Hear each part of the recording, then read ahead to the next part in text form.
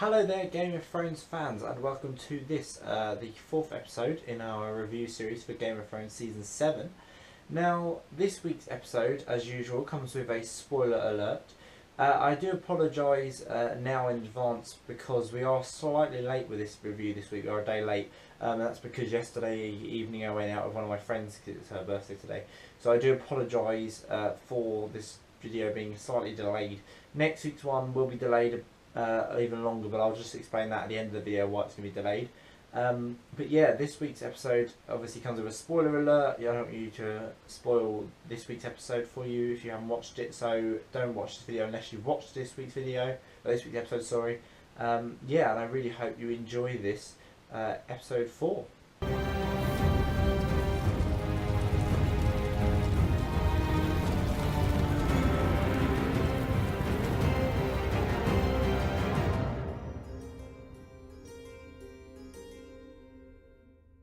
So yeah, we are now over halfway through Season 7 now, which is actually quite a shame because now I'm just getting into the season for the first time really at the beginning. It was a bit slow at the beginning, but you know, we are now over halfway, so we are nearly, well, we're now hurtling towards the end of the series really. Yeah, basically we need to talk about the title first of all. So the title of this episode, Season 7, Episode 4, was called The Spoils of War. And basically, because all of Daenerys' plans obviously so far have failed, so sort of her alliance with the Greyjoys sort of went to pot in episode 2. Obviously they were attacked by Euron. Highgarden has been attacked and Olenna is dead. Casterly Rock was abandoned pretty much, so there was nothing there for them. And basically, yeah, and everything else just seems to be going, basically just going down the drain as well. So Daenerys' plans have failed, so all that's left really of her plans are the spoils, which I assume is why the spoils of war. And the Lannisters also have Highgarden's gold, which is also, I suppose, a spoil of war in a way, because it's the spoils that are left over after the sort of attack that we didn't see last week off screen, that sort of attack on Highgarden. So my 5 words or less this week, or under, whatever you want to call it. I've actually got 3 words this week, that's it, number 3, 1, 2, 3. And my 5 words or less this week is a fantastic episode. Again, as usual with this review, you'll see why it was a fantastic episode as we go through it. However, those of you who watched it again will probably know why it was a fantastic episode. I mean, you know, just the ending was enough to make it a fantastic episode. But we'll talk about all of that later. That's all to come. So we're going to take a look first of all at King's Landing. So as I said, first of all we're going to be looking down at King's Landing, so the capital of Westeros. Now down in the capital, Cersei told Tycho Nestoris, whatever his name is, I think that's his name, I keep forgetting his name, the crown's debts will be paid in full, in full, by Cersei herself, I suppose, from the sort of spoils of war that she's got from Highgarden and the gold that she's got from them. From obviously the killing of Olenna and sort of the brutal killing of the rest of the Tyrells last season. She's now actually in control of all of Highgarden's gold, so she's able to pay back the Iron Bank in full. And Tycho Nestoris told Cersei, that the Iron Bank is actually willing to issue a new loan, which surprised me. That they actually wanted to assist Cersei, which I thought was a bit of a random choice. I didn't realise that the Iron Bank was so willing to support Cersei's claim to the throne. Cersei also told Tycho Nestoris that Qyburn has contacted the Golden Company, who are basically sellswords living in Essos. They're a little bit like the second sons that Daenerys has, led by Daario Naharis, who's obviously stayed behind in Meereen to keep the peace there. And yeah, basically the Golden Company have agreed to fight for the Lannisters, which I thought was quite an interesting development, that actually now both sides have almost like a sellsword company on their side. But Daenerys has sort of one more than that. She has the Dothraki as well, and I think that is just going to give her that little bit of edge over Daenerys, over Cersei, sorry, when it comes to it. But I think Cersei is really like branching out and trying to find new allies in in different ways now that she can, because otherwise she's going to be left with just her and the mountain against the world, and it's not really going to be that great to see that happen. And up a bit onto Dragonstone, slightly further up on the map, we have Jon showing Daenerys the Dragonglass Mountain, which actually, I don't know if anyone else whenever you watched it, but when I watched it, it was slightly light outside, and I actually found the screen was very dark. The actual camera work was actually really dark, and I couldn't actually see the Mountain of Dragonflies that well. But Daenerys looked quite shocked by it, so I assume there was quite a lot there. And also he showed her carvings that were made by the Children of the Forest in the cave where he was, and it showed loads of White Walkers being sort of fought against by the Children of the Forest and the First Men.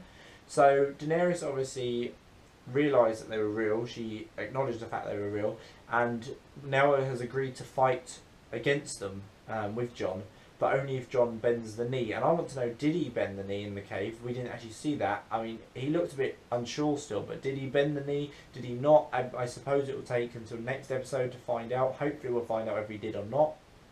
That's going to be an amazing battle if she takes the dragons up north to go and fight the White Walkers. That's going to be a brilliant episode. I can't wait to see that. I'm hoping that's going to be like this finale of this season. It's going to be a massive battle between the White Walkers and Daenerys and Jon's forces. How amazing would that be to end the season on? It'd just be it'd be an incredible ending to the season. So also we have news of Casterly Rock and sort of the failings of Grey Worm and the Unsullied there reaching Daenerys, and she sort of dismissed Tyrion's advice for a change. Normally she's fine with Tyrion, but I think Tyrion's just given her too much bad advice as she sees it. Like, he has given her so much advice that has all gone wrong now, and she's sort of starting to be a bit cautious maybe to trust Tyrion. So she asked Jon what he thought she should do, and Jon advised her that if she uses her dragons against Cersei and against the Lannister army, that she'd be no better than Cersei and the other tyrants that have ruled Westeros before her. Now, also at that sort of around that same time, Theon arrived, asking to see Daenerys, but he was told that obviously Daenerys is gone. Daenerys has gone off basically to fly Drogon straight into the Lannister army, which we'll look at a bit later on in the review. And obviously, like, Jon had a bit of that moment. There was a very tense moment where Jon, obviously with Theon, the last time he saw Theon was like back in season 1, but obviously he knows that Theon did all this stuff to Bran and Rickon and other stuff to Winterfell, and it's all a bit, there's this obviously overhanging, Theon's past is coming back to catch up with him, and it's becoming a bit more, it's not so much that Theon is, he's got to live up to his past mistakes, and I think that's what he's done really well this season, is that, it's really showing that Theon's past is catching up with him. And there was a really funny scene actually that I almost forgot about, that had Davos, Missandei and Jon together, and basically Davos asking Missandei why they all followed Daenerys as a queen, and she was saying, we didn't follow her because she made us follow her, or whatever it was, that she said we followed her because she freed us and she made us what we are. And there was a really hilarious line where Davos just turned to Jon and went, would you mind if I change sides, or something, something like that, and in his accent, and he just said it so fantastically, and it was just the funniest line that we had of the episode. It's one of the funniest lines we've had in a while in Game of Thrones, and it just made me laugh.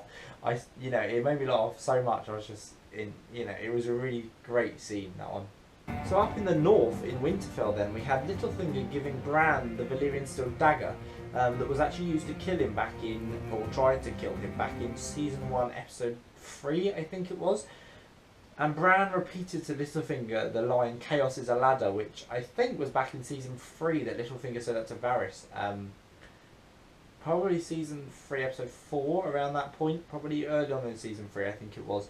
And Mira visited Bran once Littlefinger had sort of gone to say farewell to Bran.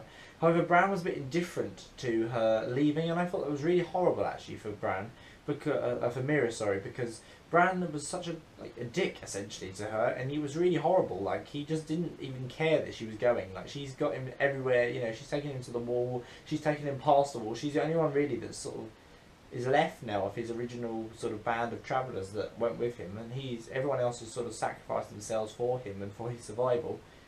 And all he did was say thank you, but in such a distant way, and it really upset me actually, that scene. I really hated Bran in that scene. I mean, I don't like him anyway, but that scene just made me hate him even more. And also we had another reunion this week, which was so brilliant. Arya arriving at Winterfell. She evaded the guards, which was brilliant and a really good throwback to season 1. She visited Ned's tomb, which obviously we haven't seen in a while. I don't think we haven't really had much time in. We have spent a lot more time, sorry, in the crypts this season than we spent in the crypts in a long time. And she was reunited with Sansa down there. It was a brilliant scene. And the two, Maisie Williams and Sophie Turner, acted that scene fantastically. It was beautiful to see them reunited again. She was taken to the Godswood, where she met Bran again. Bran knows of her kill list, which again is obviously quite a shock to her, but we know that he knows a lot more than people give him credit for. And he actually gave her the dagger, which I thought was an interesting development. Why would he give her the dagger? Because he had no use for it, he said. But I wonder if he gave her the dagger because he knows that she'll need it in an upcoming battle. Maybe she's going to be battling the White Walkers alongside Jon. Maybe she'll need it to kill a White Walker. Who knows? That could be another thing that we'll get to see in a few weeks' time. Or maybe even next week, when maybe Daenerys is well enough to, or Drogon really is well enough to come back up to Winterfell and fight the White Walkers. So Podrick also was there with Brienne, and he told Brienne that she has fulfilled her oath to Catelyn, which in a way she has, because you know Brienne swore to return the daughters safely to Winterfell, and both of them are now back in Winterfell. You know, and even Bran is back. So we've got now 4 children. Well, 4, they're not actually children anymore, are they? They're very much grown up. You know, like Arya was so young when she left, and now, and I mean, all of them were young when they left Winterfell, but they're all back, and they're all adults, and they're all banding together. You know, the Starks are together once again, which is beautiful to see. And Arya sparring with Brienne, I thought it was a fantastic scene. I'm not going too much into that detail because otherwise this video is going to be really long, but that scene was just fantastic. To see how far Arya has come from being a little girl to being this incredible warrior is just, it's brilliant to see. Now we've got to the video, the part of the review, sorry, where I am so excited to talk about this. This is the ending. This is the battle of the baggage train or the caravan train or whatever you want to call it. This is the battle that I was not expecting, to be honest. I genuinely didn't expect the battle between the Lannisters and the Targaryens to arrive, or the Targaryen to arrive this soon into the season. This was, for me, incredibly unexpected. I just went into this episode thinking, oh, it's going to be another episode like last week. It's going to be drama. It's going to be interesting, but it's not going to be great. That changed at this moment. That was completely blown out the water at this moment, because here we have Daenerys attacking the Lannister caravan train with the Dothraki and Drogon. What was that about? I genuinely did not see it coming. I was so shocked that even happened. So, I mean, obviously it was an incredible battle sequence. You know, I've watched the making of bit that HBO or the Game of Thrones YouTube channel have posted on YouTube. If you haven't seen that, go and watch it. It's so interesting to see exactly how they did the explosions and the fire and the CGI, and you know, incredible talent that these people have that make it. The visual effects team, the director, Mark, I think it's Mark Shackman, possibly, I think his name is. He is the first time director for Game of Thrones, and he directed that scene beautifully. How do you direct a scene that good? It's your first time on this program, and he just went in there with an open mind and went, this is what we're doing. And Benioff and Weiss, fantastic writing as usual. Yeah, it was just an incredible battle scene in general, and I just think, you know, it was just great that there was fire and blood everywhere, and I was reminded so much of the Targaryen words, which obviously is fire and blood. And actually, if you haven't noticed, I've got a Game of Thrones t-shirt on right now. I've got the Stark direwolf with actually the names on it. Winter is coming. The Targaryen dragon, 3-headed dragon with fire and blood, and the Lannister lion with Hear Me Roar, which is the Lannister house words. Most people think it's the Lannister always pays his debts, but obviously it isn't. It's actually Hear Me Roar. Anyway, we're getting away from the point. Bronn wounded Drogon with the Scorpion, which is the massive crossbow thing, obviously, that we saw Qyburn had made. I think back in episode 2 we saw that. And Jaime tried to kill Daenerys, obviously when Drogon was on the ground, but Drogon shielded her with fire. Luckily, Bronn saved Jaime, but both fell into the Blackwater Rush, and Jaime has begun to sink because of the weight of his armour and presumably his golden hand as well. So obviously he's begun to sink. So, and that was sort of where it ended. So we don't know whether he's going to live or die or what, and we don't know what's happening to Daenerys and Drogon, what's happening to Bronn, what's happening to, you know, are there any Lannister soldiers still alive? I don't think there are, because they're all dead. Like, the amount of fire that Drogon was breathing was ridiculous. Like, it was incredible just to see how big the dragons have got. You know, we think the Stark children have grown up. The friggin' dragons were like this big when they were born, and now they're like the size of Boeing. I think they're 747s. They've said they're the size of 747 planes, and I'm like, what? How? You know, they're just incredible. The CGI is perfect on those. You know, on the dragons, it's just, they're so believable, and you know, it's so real, and that's what I love about this program, is that they can take something mythical and make it real. And yeah, I just love it.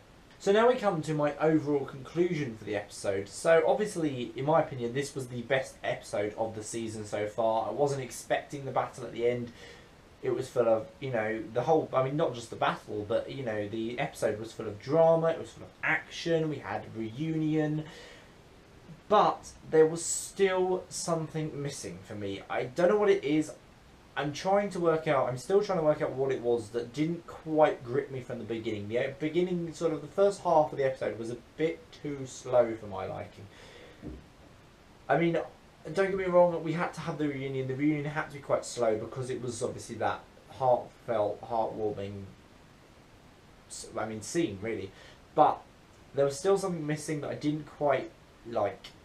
And I'm trying to work out what it is, but I don't know what it is. So I'll have to, maybe I'll let you know next week if I've figured it out by then. If not, I don't know. It just didn't quite live up to the Battle of the Bastards for me, for an episode that is just, that was flawless for me. That episode and the Winds of Winter were just flawless. So I think that's why it didn't quite live up to that. However, despite the fact there was something missing, I'm giving this episode a 9 out of 10 on the overall rating, because I don't think I can give it any lower than that because of that amazing battle sequence, but I can't give it a 10 out of 10 because there was still something missing. So other than that, I'm giving it a 9 out of 10 though, so it's still a very, very high scoring episode, but it obviously wasn't as good as the Battle of the Bastards or the Winds of Winter, in my opinion. So yeah, that's it for my review for this week, and as I said at the beginning of the episode, next week's review will probably be late, only because I am going away with my youth group this week. On Friday I'm going away, and we don't go back till next Thursday, so I won't be able to upload the video until probably Friday at the earliest, so it'll be Friday or Saturday next week, so I will be slightly delayed with the episode review, so I do apologise in advance for that, but I really hope you have enjoyed this review. If you did, please give it a thumbs up, and remember to subscribe to my channel. There's other Thrones reviews from last season, there's reviews from this season. I've got Gotham reviews, we've got a drama that me and my sister have made, we haven't finished it yet. I've got other videos from 2 years ago, we went to Florida, I've got videos from that. You know, there's loads and loads of stuff on my channel you can enjoy. And I really hope you look at some of it, and, you know, I hope you enjoy it. But yeah, I really hope you've enjoyed this review. If you have, as I said, give it a thumbs up. And I will see you all next week for episode 5, which is entitled, at the moment, as far as I'm aware, Eastwatch. So I presume that will be a focus on the White Walkers coming past Eastwatch and into Westeros's main sort of area of the north. So yeah, I will see you all next week. Goodbye.